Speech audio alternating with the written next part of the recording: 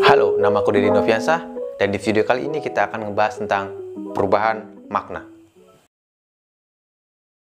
Menurut Wikipedia, perubahan makna merupakan evolusi penggunaan kata. Biasanya, hingga tahapan makna modern akan menjadi jauh berbeda dari makna aslinya.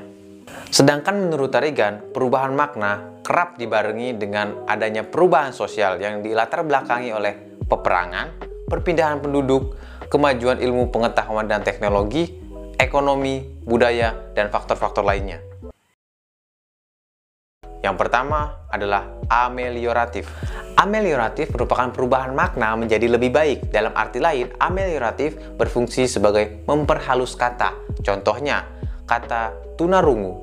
Tunarungu adalah hasil perubahan makna dari kata tuli, yang awalnya tuli terlihat seperti kurang baik didengar, diganti menjadi tunarungu. Selanjutnya adalah peyoratif. Peyoratif adalah kebalikan dari kata amelioratif, yaitu perubahan makna menjadi lebih rendah atau lebih jelek. Contohnya kaki tangan, yang awalnya berarti pembantu.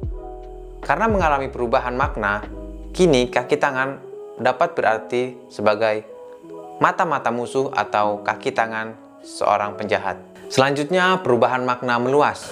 Perubahan makna meluas terjadi ketika suatu kata yang awalnya penggunaannya terbatas mengalami perubahan, sehingga maknanya menjadi lebih luas. Contohnya, kata bapak. Pada awalnya, penggunaan kata bapak ditujukan untuk orang tua kandung laki-laki. Namun, seiring berkembangnya zaman, kini kata bapak dapat digunakan untuk laki-laki yang lebih tua atau dewasa. Selanjutnya, perubahan makna menyempit. Perubahan makna menyempit terjadi ketika suatu kata yang memiliki arti luas kemudian mengalami pembatasan atau penyempitan. Contohnya, kata sarjana. Kata sarjana pada awalnya ditujukan kepada setiap orang yang dianggap pandai. Lalu, setelah mengalami penyempitan, sekarang sarjana diperuntukkan untuk orang-orang yang telah lulus di perguruan tinggi. Selanjutnya, perubahan makna sinestesia. Perubahan makna sinestesia terjadi karena adanya pertukaran di antara dua indera.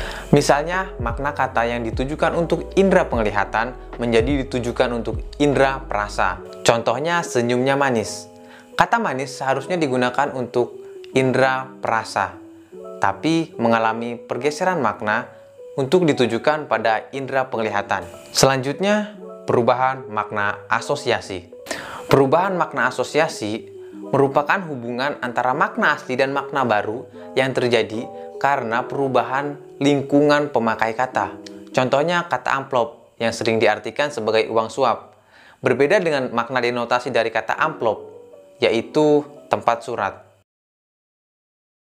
Ada beberapa faktor yang dapat menyebabkan perubahan makna. Yang pertama adalah waktu.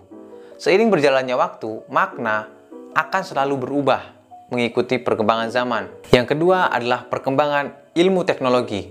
Seiring berkembangnya ilmu dan teknologi, maka perubahan makna akan selalu terjadi. Yang selanjutnya, faktor kebahasaan. Faktor kebahasaan ini meliputi fonologi, morfologi, dan sintaksis.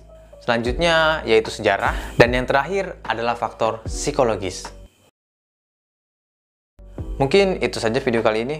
Semoga bermanfaat. Sampai jumpa.